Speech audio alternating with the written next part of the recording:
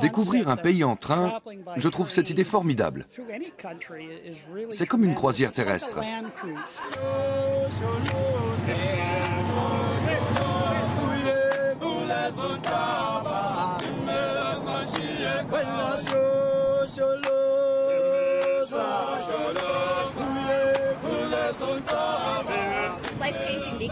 Ça vous transforme parce que là, on se rend vraiment compte de la disparité entre riches et pauvres.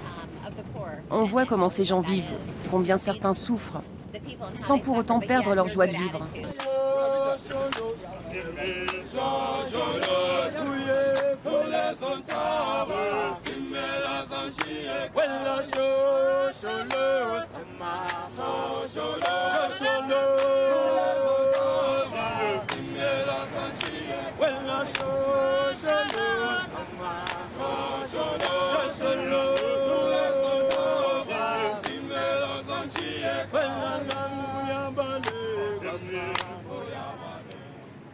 C'est au Zimbabwe que commence notre voyage à travers le sud de l'Afrique. Et plus précisément, à la gare de Victoria Falls. Nous nous déplaçons à bord d'un train au nom exotique. Le Shongololo Express tient son nom de ce petit bonhomme, le mille-pattes. Si on regarde bien, on voit que ces petites pattes bougent d'une façon particulière, qui fait penser aux roues d'un train à vapeur. Voilà pourquoi on a appelé le nôtre le Mille-Pattes Express, en fait. Et parce qu'il sillonne lui aussi la région, les montagnes, les vallées. Ça chatouille. Notre Shongololo n'a pas 1000 pattes, comme le suggère le mot zoulou. Mais il a beaucoup de roues. Les 3 premiers jours, notre mille-pattes à vapeur restera en gare. Les voyageurs doivent d'abord s'acclimater. Cette cabine vous servira de maison pendant les 16 prochains jours. Vous avez 2 clés en plus de cette petite-là. Celle-ci ouvre le coffre. C'est là que vous mettrez vos appareils photo, vos batteries et autres objets précieux. C'est mon premier voyage en Afrique. J'en rêvais depuis longtemps et je tenais à le faire avant d'avoir trop de cheveux blancs. On s'est décidé pour le Shongololo parce que c'est très différent de tout ce qu'on a pu faire avant. Et je voulais voir plein d'animaux.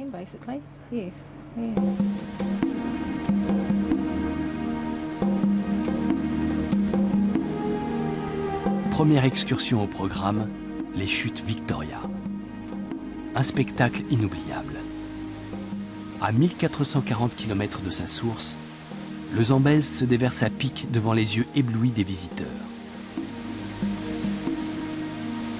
Au point le plus profond, les trompes d'eau déferlent d'une hauteur de 108 mètres. Inscrit au patrimoine mondial de l'UNESCO, le site offre aussi de belles opportunités de baignade.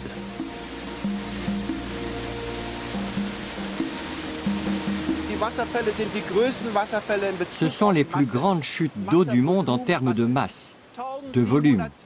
Elles font 1720 mètres de large. Là, nous sommes à l'extrémité de la longue percée dans laquelle se jette l'eau du fleuve. C'est une ancienne faille du plateau.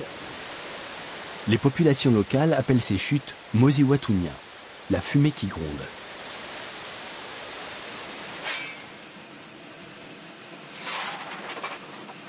Les chemins de fer côtoient les chutes depuis plus d'1 siècle maintenant. Et le métier de conducteur de train est très prisé dans la région. J'ai commencé à conduire des locomotives à vapeur en 1971 et je n'ai jamais arrêté depuis.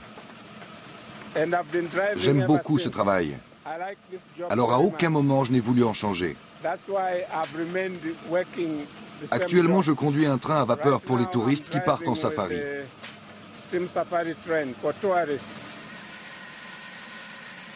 Pour 4 000 $, on peut louer ce vieux train à vapeur pour aller voir les chutes Victoria.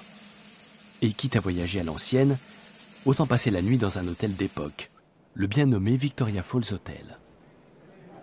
Ce joli bâtiment de style édouardien était le plus élégant hôtel de l'ancienne colonie britannique.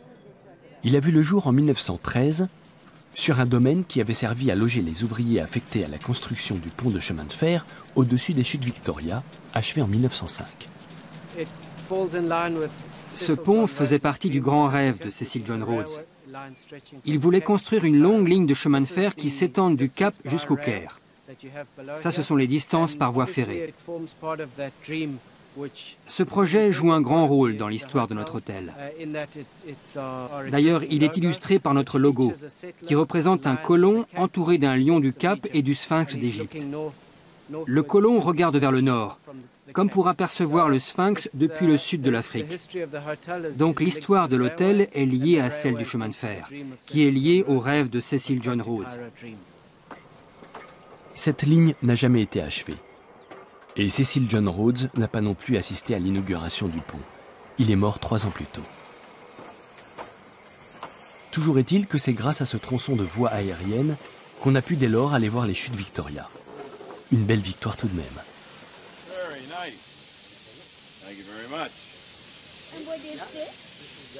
Petite parenthèse historique. À la fin du XIXe siècle, le territoire correspondant à l'actuel Zimbabwe était une colonie britannique. Celle-ci était dirigée par la British South Africa Company, créée par Cecil Rhodes, en l'honneur duquel on la baptisa Rhodésie du Sud. La voie de chemin de fer qui mène aux chutes Victoria est donc un produit de la colonisation. Elle devait contribuer à asseoir la domination britannique en Rhodésie. La fascination exercée par les chutes a largement orienté la construction de la voie ferrée. Cecil Rhodes voulait que le pont enjambant le Zambèze soit aussi proche que possible de la cataracte, pour que les embruns éclaboussent les fenêtres des wagons. Il voulait également que le train s'arrête au milieu du pont, à 125 mètres au-dessus du gouffre. De là, les voyageurs auraient une vue sublime sur les chutes Victoria. Ils n'imaginaient pas qu'un siècle plus tard, les touristes feraient cette expérience de nuit, une flûte de champagne à la main. Le train s'arrête au milieu du pont parce qu'il y a un lien historique entre les deux. Ils ont utilisé des trains à vapeur pour construire ce pont, pour acheminer le matériel et la main-d'œuvre. C'est ce qu'on explique aux touristes quand on les conduit jusqu'ici. Et on s'arrête pour qu'ils prennent des photos. Après cette brève incursion dans le passé, revenons à notre Shongololo Express. Les employés du train se livrent aux derniers préparatifs. Le départ est pour ce soir. Le Shongololo Express est très particulier. Il n'est pas conçu pour des excursions classiques de 24 ou 36 heures, comme le Rovos Rail ou le Blue Train. Nous, on offre des voyages de 15 jours. En fait, c'est un hôtel sur roue. On roule la nuit et le jour, on propose des activités diverses et variées. Des visites culturelles, des safaris photos, des balades en ville. Et c'est très confortable, car nos clients ont leur chambre, leur cabine, où ils peuvent défaire leurs valises et se sentir chez eux. Cela évite aux voyageurs de prendre un billet à chacune de leurs allées et venues et de perdre ainsi de précieuses minutes de découverte de la faune africaine. Nous voici dans le parc national de Chobe, à la pointe nord-est du Botswana. La visite se fait en bateau.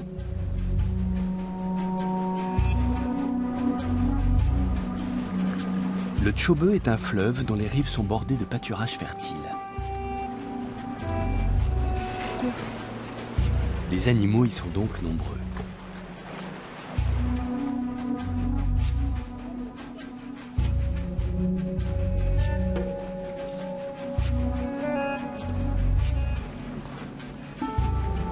Le parc est surtout connu pour accueillir la plus forte concentration d'éléphants d'Afrique. On en trouve en moyenne 6 au kilomètre carré.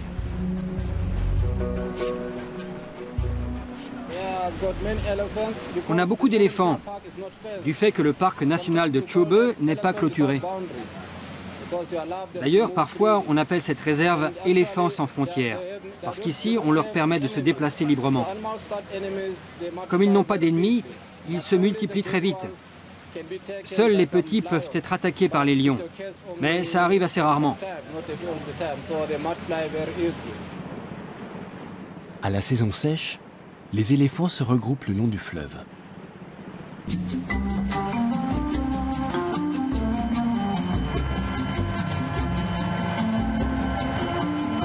Vers 22 h, le Shongololo Express se met en branle et entame son long cheminement.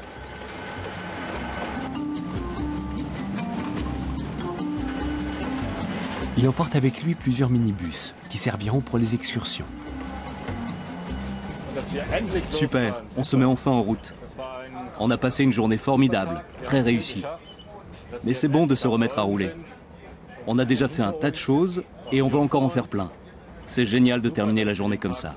On va rouler toute la nuit. D'ailleurs, moi, je vais tout de suite aller me coucher.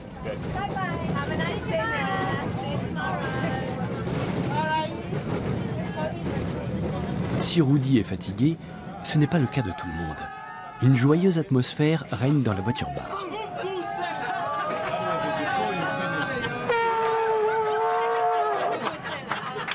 Le Shongololo Express peut suivre différents itinéraires à travers le sud de l'Afrique. Nous avons choisi le Southern Cross Southbound, un parcours découverte de 2 bonnes semaines qui s'étend sur 2650 km. Les premiers jours, le train et ses passagers traversent le Zimbabwe. Un pays assez peu connu qui ne figure pas en tête de liste des destinations touristiques. C'est pourtant précisément celui que le Shongololo Express va nous faire découvrir en traversant des contrées parfois très reculées. L'ancienne Rhodésie du Sud a connu des temps plus glorieux, elle qui fut jadis relativement riche comparée aux autres pays d'Afrique.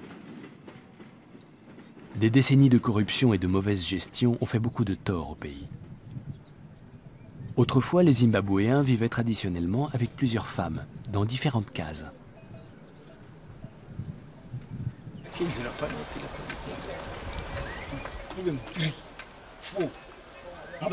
Avant, les hommes avaient 3 ou 4 cases, et autant de femmes. Mais ma génération ne peut plus se le permettre. Aujourd'hui, les hommes n'ont plus les moyens d'avoir plusieurs épouses. S'ils y tiennent vraiment, ils le peuvent. Mais ils auront du mal à les entretenir toutes.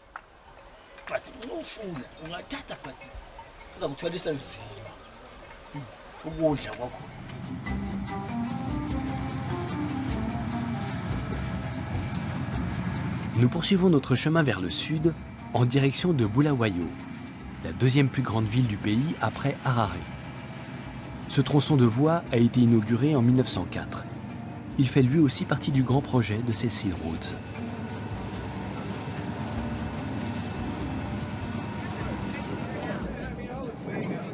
Les voyageurs attendent le repas du soir.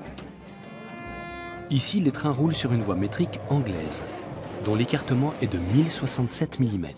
C'est un intermédiaire entre les voies standards et les voies étroites. On parle d'écartement du Cap, non pas en référence à la ville du Cap, mais en l'honneur de l'homme qui a commencé sa construction, Carl Abraham Peel, C.A.P. Par endroits, la voie est un peu chaotique, mais l'écartement n'y est pour rien. Si on est un peu ballotté, c'est parce que les rails sont mal entretenus.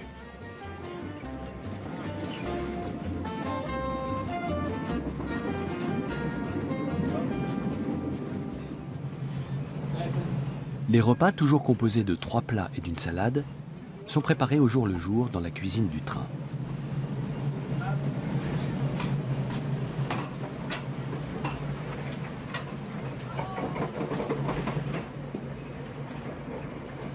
Si le Shongololo Express est un train sud-africain, le chef cuisinier, lui, est zimbabwéen. Et il concocte des petits plats spécial Shongololo. Aujourd'hui, le plat de résistance, c'est du poisson à la Shongololo. C'est moi qui ai inventé cette recette. Je le cuisine de cette façon parce que Ça me plaît comme ça. D'ailleurs, on a déjà souvent servi ce plat. Et les gens l'aiment beaucoup.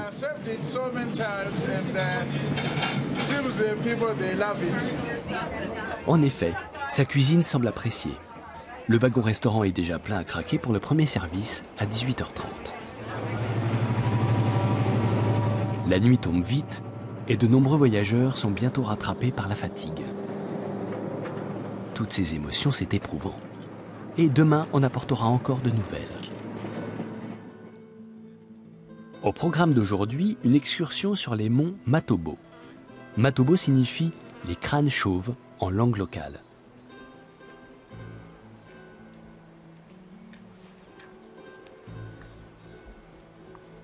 Ces reliefs sont considérés comme sacrés par certaines tribus, pour qui ils constituent encore aujourd'hui des lieux de culte.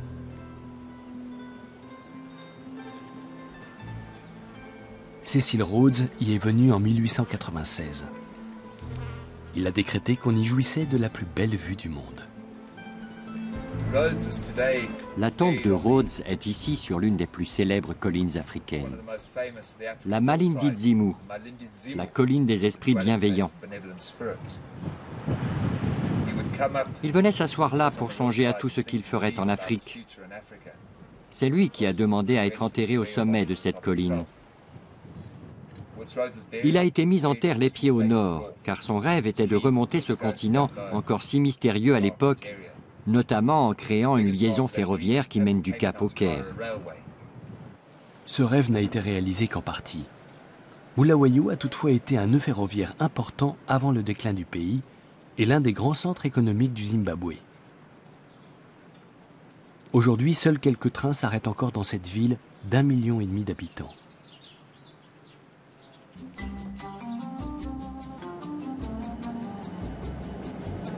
Parmi eux, le Shongololo, qui reprend sa route en cette fin d'après-midi.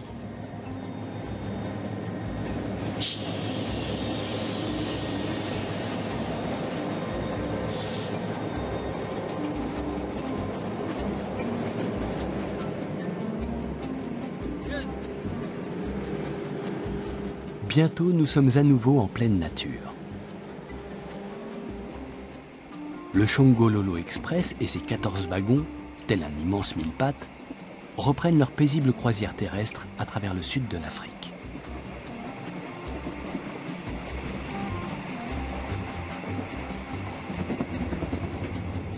Pour un train express, le Shongololo est assez lent. Mais enfin, on ne fait pas un safari à toute allure.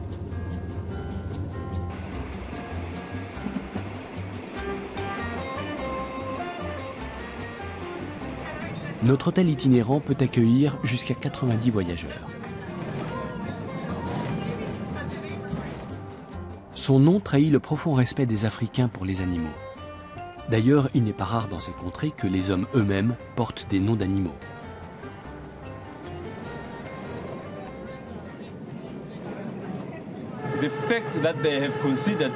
Les Africains considèrent les animaux comme faisant partie intégrante de leur vie. Alors ils protègent la faune ainsi que la nature. Moi, je m'appelle Ndlovu, éléphant.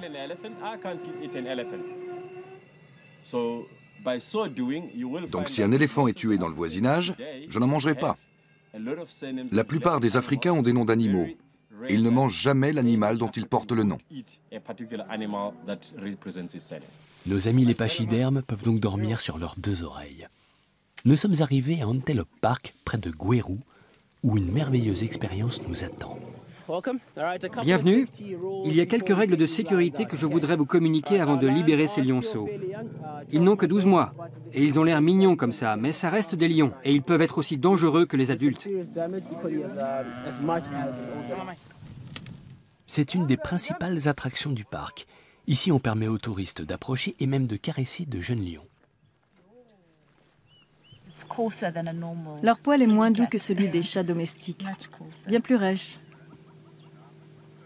Mais ils sont superbes et ils ont l'air paisibles. Alors je n'ai pas peur. Ils sont adorables. Le matin et le soir, en l'absence de touristes, les lions peuvent vaquer librement et être lions à 100%. C'est dans ces moments-là que les jeunes apprennent à chasser. Cette griffe-là correspond au pouce chez l'homme. Les lions la plantent dans leur proie pour la retenir et s'en servent aussi pour déchiqueter la chair. Elle est cachée sous les poils, mais en cas de besoin, ils peuvent la sortir. Vous voyez? Elle est énorme. 1h30 plus tard, notre balade parmi les lions se termine. Et les fauves ont enfin la paix.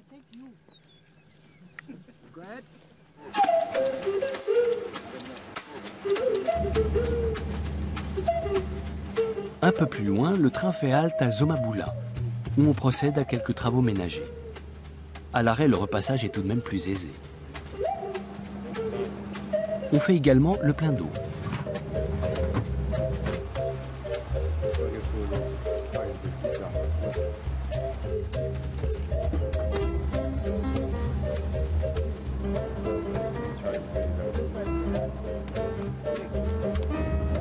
Eh oui, n'oublions pas que nous sommes dans un hôtel. Chacun a droit à une serviette propre tous les matins. Dehors, un groupe d'enfants se presse autour des touristes. Et pour cause, à Zomabula, les 3/4 de la population vivent dans la misère. Parfois, il ne passe que le Shongololo. Du coup, quand il arrive, les enfants sont tout excités, parce qu'il leur apporte souvent quelque chose. Par exemple, les élèves de l'école primaire reçoivent des livres grâce au Shongololo, des manuels scolaires. Alors ils sont très contents.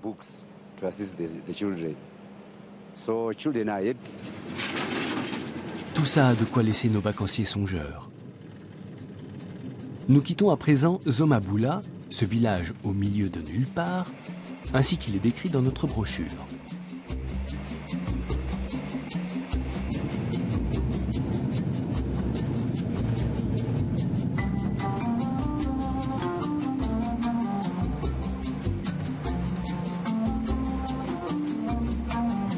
Notre extraordinaire croisière ferroviaire se poursuit à travers des territoires inhabités.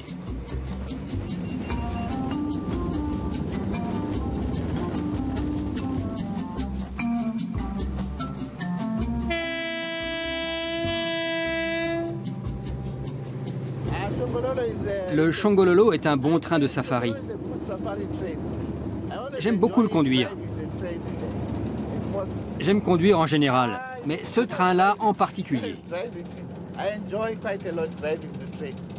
Et je suis très fier d'exercer ce métier.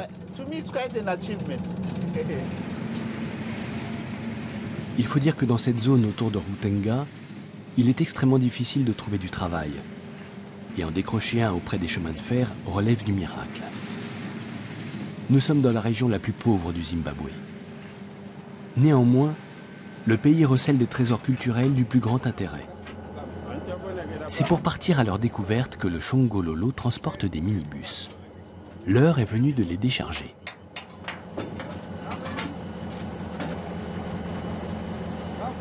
En effet, la voie ferrée ayant été construite pour servir des intérêts purement économiques, on ne peut pas compter sur elle pour les excursions culturelles.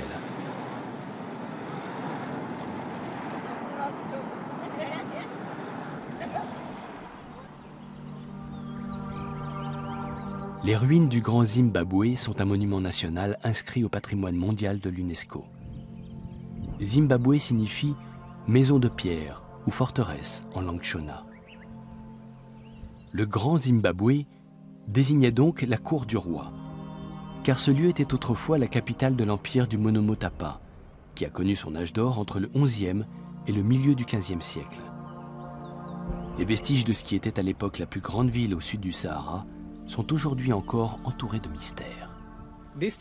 Cette tour reste une énigme. À l'origine, elle devait faire 16 mètres de haut et être flanquée de 2 tours plus petites. On pense que ça pouvait être une école de garçons. Ou alors, selon certains, un symbole phallique qui aurait représenté la domination masculine. D'autres encore trouvent que ça ressemble à un grenier à grains. Dans ce cas, ça pourrait être un symbole royal d'abondance et de richesse.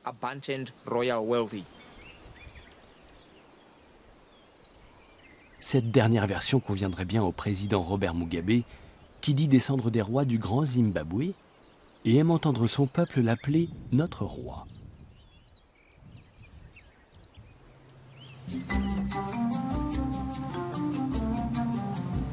Quand elles ont aperçu leur tout premier train, les communautés locales les ont tous surnommés Shongololo, 1000 pattes. Quant à notre Shongololo Express, il transporte les vacanciers à travers le sud de l'Afrique depuis 1995.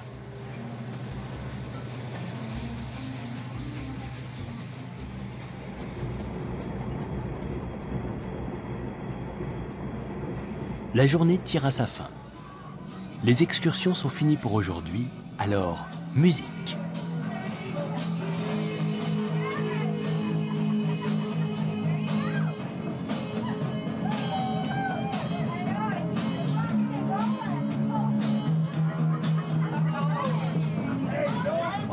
Notre chef de train est rappelé à ses obligations à l'approche de Beit Bridge. Quoi de neuf sur la plateforme? Les autorités sont là, d'accord. Bon, je te retrouve au bar.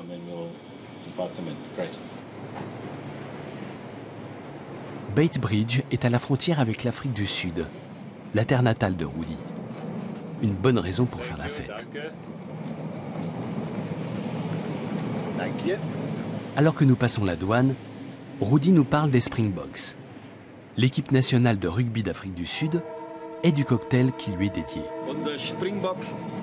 Notre Springbok est fait avec de la liqueur de menthe et de la marula. La marula est un alcool obtenu à partir du fruit du marula, dont les éléphants sont friands. Il contient beaucoup de vitamine C. On en trouve ici à la fin du printemps et en été. Les couleurs nationales des Springboks sont le vert et l'or. On a une super devise, Amaboka Boka, ou Opti Boka en afrikaans et en zoulou.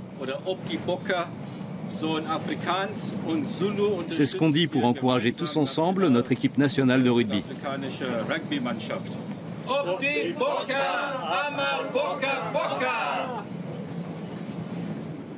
Le train va rouler toute la nuit et bercer ses hôtes de son doux balancement. Le lendemain matin, nos vacanciers voient le soleil briller sur l'Afrique du Sud en savourant leur petit déjeuner.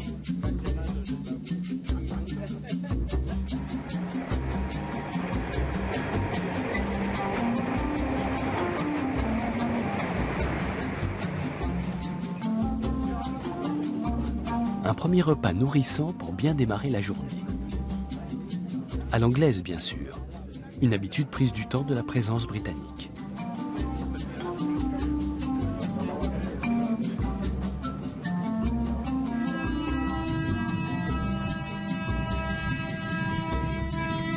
Le réseau ferroviaire d'Afrique du Sud, avec ses quelques 20 000 km de voies, est l'un des plus vastes réseaux à voie étroite du monde. Comme au Zimbabwe, l'écartement est celui du Cap.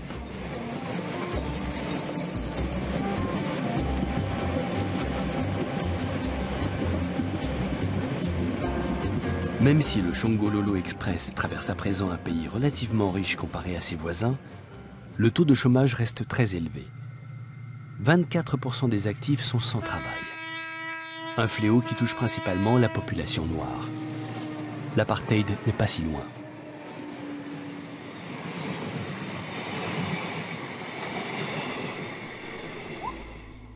Quelques-uns des plus chanceux ont le privilège de travailler dans la plus grande réserve animalière d'Afrique du Sud.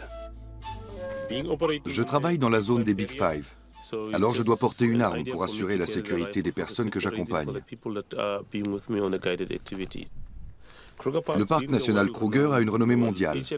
Aux quatre coins du globe, les gens rêvent de venir voir les Big Five, les 5 grands, la plus célèbre attraction du parc. Le rhinocéros fait partie de ces Big Five. L'expression faisait à l'origine partie du jargon des chasseurs de gros gibier. Ces 5 grands n'étaient pas tant des animaux de grande taille que du gibier difficile à abattre. Autre membre de ce club des 5, l'éléphant. Les 3 autres étant le buffle, le lion et le léopard. Hélas, aucun des 3 ne s'est présenté devant nos caméras.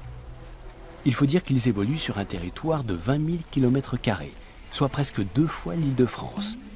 Et on comprendra que la faune sauvage préfère rester à l'écart des zones fréquentées par les 5000 visiteurs journaliers du parc. Le Shongololo Express roule maintenant sur le tronçon baptisé Delagoa, car il débouche sur la baie de Maputo, anciennement baie de Delagoa, sur la côte du Mozambique.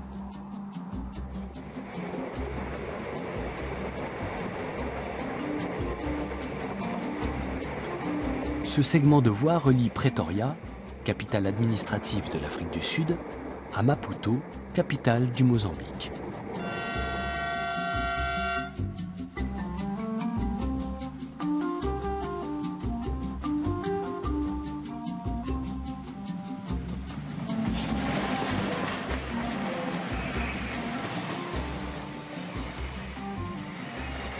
Le soir, nous arrivons à Komati Port, à la frontière entre l'ex-Dominion britannique et l'ancienne colonie portugaise.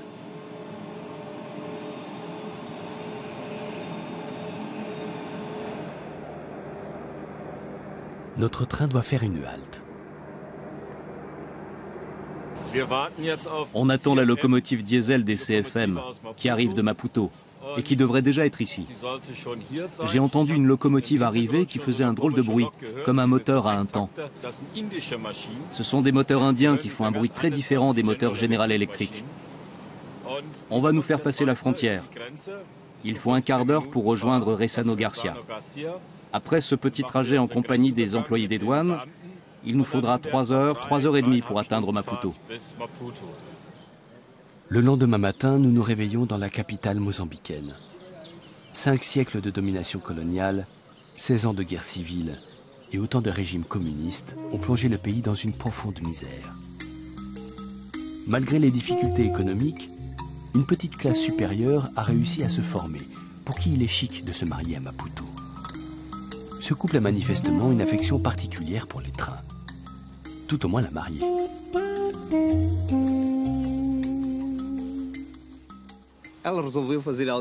Elle voulait faire quelque chose d'original.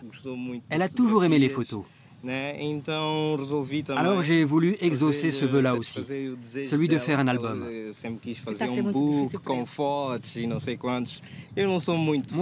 je ne suis pas très photo. Je suis un gars plutôt tranquille et casanier. Je fais ça par amour pour elle. Ici, on est dans une zone à la fois rurale et industrielle. Alors c'est assez particulier et intéressant comme lieu. Effectivement, la gare de style Second Empire a été conçue par Gustave Eiffel. Beaucoup la considèrent comme la plus belle d'Afrique. Elle constitue une superbe illustration de l'âge d'or qu'a connu la ville avec l'arrivée des chemins de fer. Un prestige similaire à celui de Rio de Janeiro ou du Cap. Hélas, cette glorieuse époque est révolue depuis longtemps. Aujourd'hui, le Mozambique ne peut pas subvenir à ses propres besoins et est tributaire des aides alimentaires internationales. En 2010, la pénurie a même engendré de sérieux troubles à Maputo. Malgré tout, on y trouve encore quelques petites merveilles. Comme cette maison de fer, la Casa de Ferro, construite elle aussi sur les plans de Gustave Eiffel en 1892. Il y a aussi la cathédrale. Et la Villa Algarve, qui a été pillée et saccagée pour avoir été l'ancien QG de la police politique portugaise.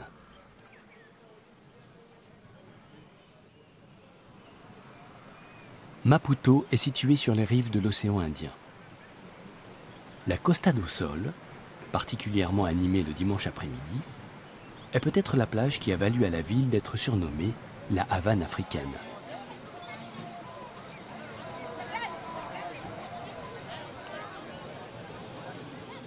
Prochaine étape, le Swaziland. C'est génial de faire un travail international. On va au Zimbabwe, en Afrique du Sud, au Swaziland. Les gens montent en voiture dans l'après-midi et on les conduit à un endroit, puis à un autre. C'est ça l'échange entre les peuples. On aime bien se mélanger avec d'autres populations comme les Swazis, les Sud-Africains. En fait, on n'est qu'un seul et même peuple. Avant de partir, il faut à nouveau charger les minibus à bord. C'est un travail de précision. Fidèle au poste, Rudy organise le départ, désormais imminent. Dès que vous y êtes, on peut partir.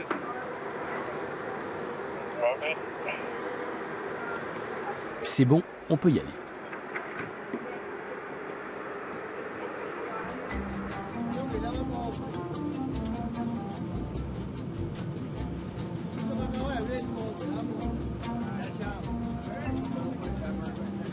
Tiens, le conducteur a oublié son talkie-walkie.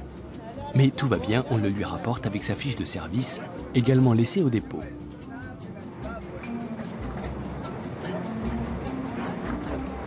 Des colonnes interminables de wagons de marchandises longent les premiers kilomètres du tronçon qui mène à Goba, à la frontière avec le Swaziland.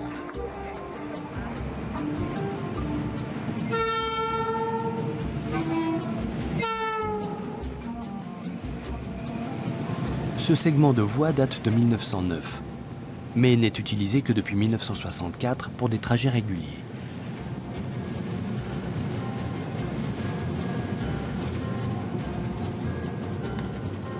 Au milieu des années 90, c'est devenu la ligne de l'espoir. Celle qui ramenait chez eux les ressortissants du Mozambique, réfugiés au Swaziland pour cause de guerre civile.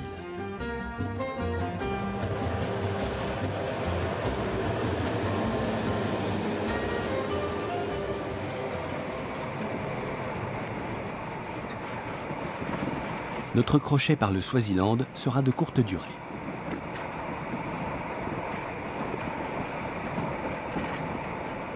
Le temps d'entrevoir la campagne verdoyante. Le Swaziland est le pays avec le plus fort taux de prévalence du sida au monde, ce qui, entre autres épidémies, a fait chuter l'espérance de vie à environ 30 ans, contre 50 ans en Afrique du Sud. Dans un cas comme dans l'autre, on meurt bien jeune dans ces contrées australes. Bonjour, bien dormi? Bonjour. Oui. Nous traversons actuellement la province de Mpumalanga, la terre du soleil levant. Nous allons faire la route panoramique. D'ailleurs, le voici notre panorama. Et plus tard, nous découvrirons la ville des orpailleurs, Pilgrim's Rest, le repos du pèlerin, et Alex Paterson. Cette route serpente à travers l'un des plus beaux paysages d'Afrique du Sud, le Drakensberg, les montagnes du Dragon. Au cœur du massif, Pilgrim's Creek, un petit affluent de la Blythe River, attire les touristes du monde entier. C'est de l'or. Et c'est ce qu'Alex Paterson a trouvé en 1873 quand il a découvert Pilgrim's Rest, au moment de la première ruée vers l'or en Afrique du Sud. Quelques mois plus tard, 2 mois peut-être, il y avait plus de 1400 chercheurs d'or dans le coin, qui se répartissaient sur 4000 sites. Et ils ont été suivis par tout un tas de personnes. Des gens qui ont ouvert des bars, des restaurateurs, et bien sûr des belles de nuit, comme on dit. Et tous ces gens ont formé une petite communauté, un village. Dans ce village, il y avait un médecin, une prison et le Spotted Dog, le chien tacheté. Un bar tenu par Herbert Rhodes, le frère de Cecil Rhodes.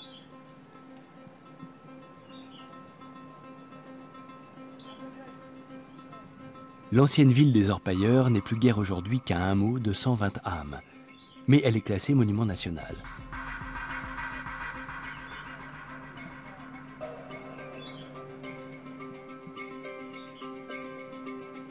Après quelques travaux de restauration, elle s'est transformée en musée vivant.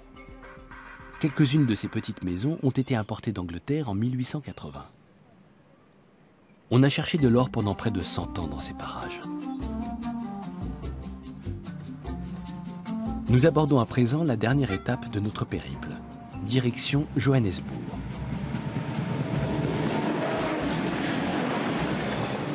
Nous sommes actuellement en rase campagne, mais les fils électriques nous indiquent que nous pénétrons dans une contrée plus riche.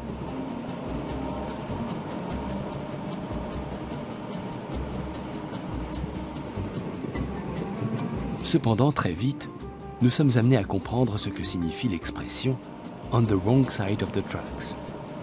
Ici, être du mauvais côté de la voie ferrée, c'est tout simplement être pauvre. Et dans la région, pauvre est synonyme de noir. Pendant les longues années de l'apartheid, la communauté de couleur était parquée dans les townships, ces banlieues noires dont la plus connue est Soweto. Soweto pour South Western Township. Ce ghetto étant situé au sud-ouest de Johannesburg. Il compte actuellement 2,5 millions d'habitants.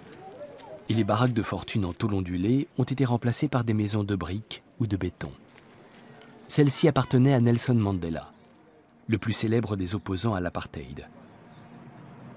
Son combat lui a valu de passer 27 ans derrière les barreaux.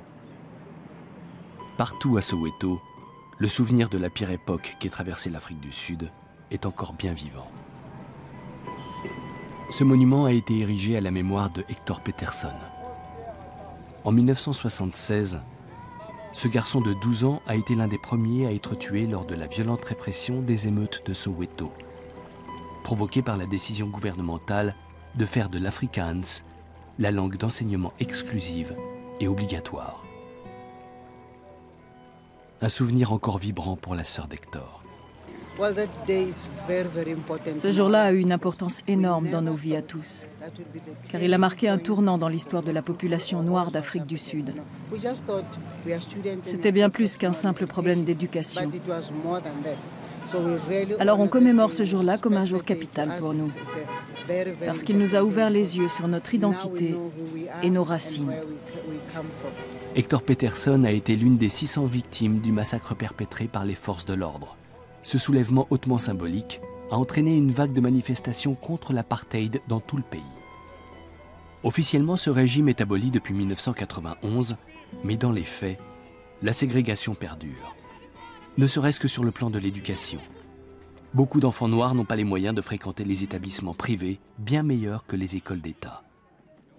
À vrai dire, on ne perçoit guère ces inégalités depuis le Shongololo Express, qui parcourt les derniers mètres de sa lente pérégrination à travers l'Afrique australe.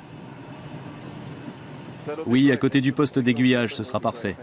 Notre croisière ferroviaire s'achève en nous laissant à la fois émerveillés et songeurs. Pour Rudy aussi, l'aventure se termine.